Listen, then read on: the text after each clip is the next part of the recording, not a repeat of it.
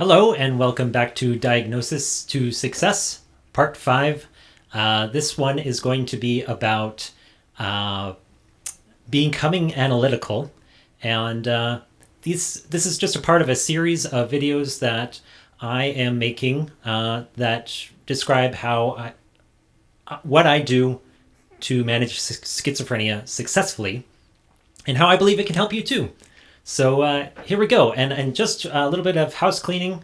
The previous video I made, it talked about taking your medication and how you should do it, and you absolutely should. But part of that video, I kind of talked down about olanzapine. I just want to say, like, if you get prescribed it, don't panic. Try it out, give it a shot, and see if it works for you first. It really did not work for me, but it really does work for some people. So if I give an opinion about certain kinds of medications, it's based on my own experience and not necessarily on what might work for you. And I posted my video on Reddit, and someone on Reddit made a comment about that. And thank you for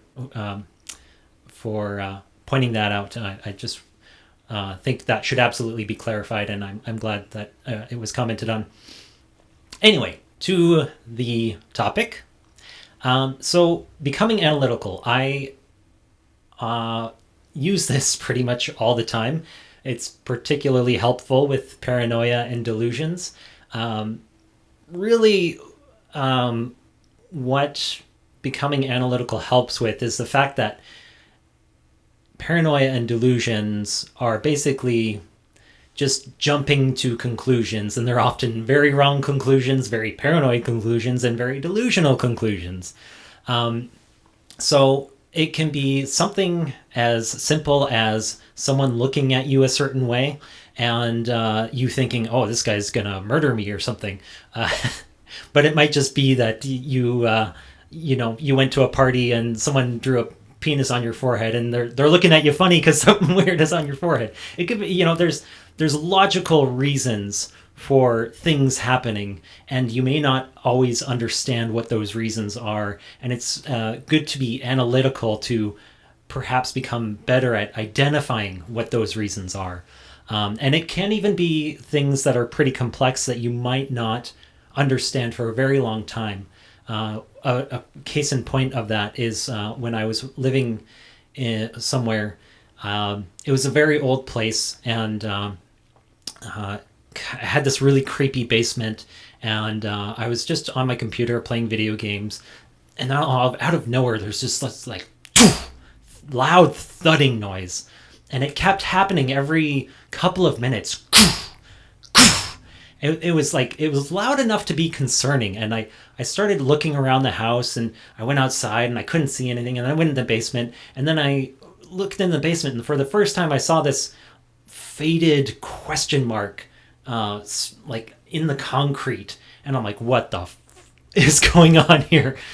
And it was really freaky, but and I couldn't figure out what it was. It just kept happening, and it would go away for a while, and then it'd come back a couple weeks later, and I couldn't figure it out. And then just like a month or two later, I was at a condominium board meeting for the place that I lived in, and just in passing I mentioned the thudding noise to one of the people there, and they told me, oh yeah, that's the roof shrinking and contracting from extreme temperature changes.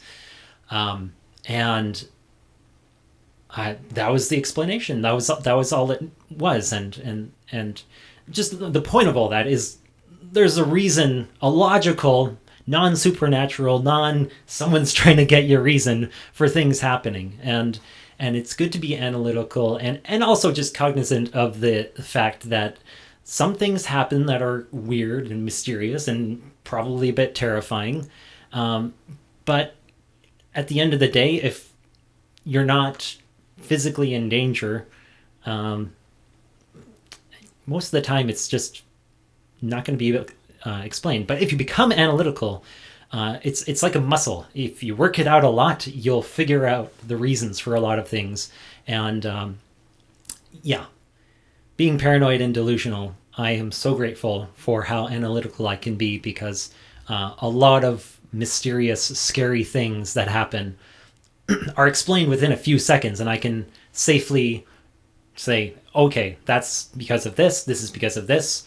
I can ignore that now, and it reduces the amount of distractions and really helps me keep focused on whatever I'm doing, whether I'm relaxing and playing Minecraft or focusing on my work and trying to get things done there. So yeah, become analytical. I hope this video helped you, and if it did, or if you think it'll help anyone else, I'd love for you to share this and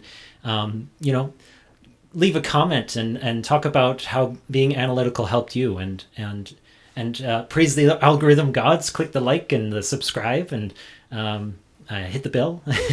I'm making videos like this every day, every non-circadian day, so it's not literally every day, but trying my best to keep to the schedule. I just spent a long day of launching a client's website, and it's getting close to the end. I'm like, nope, I'm doing a video every day until I finish all my topics.